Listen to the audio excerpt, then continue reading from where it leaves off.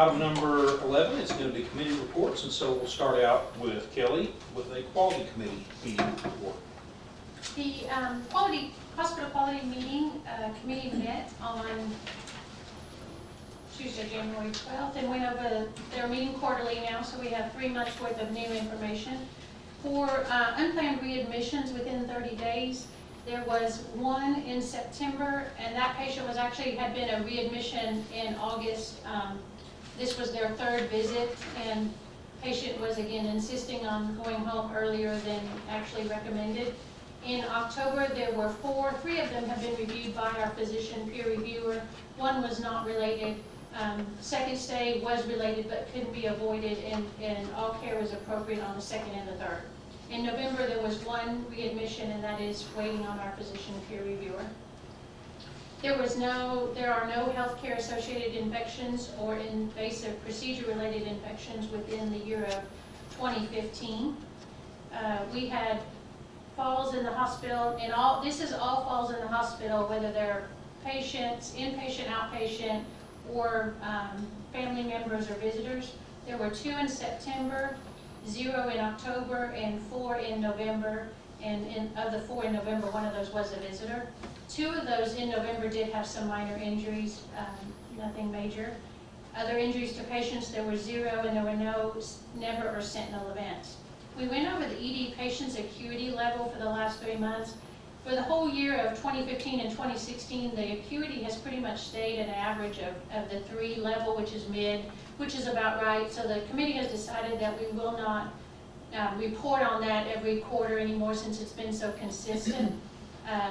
The ED monthly average length of stay we will continue to monitor, and it was 115, 108 minutes in that order for September, October, and November. And there was an ED monthly census of those 3 months of about 650, 684, 697, and 640. They, as a total whole, there were a yearly summary of complaints and grievances, 14 complaints and 3 grievances.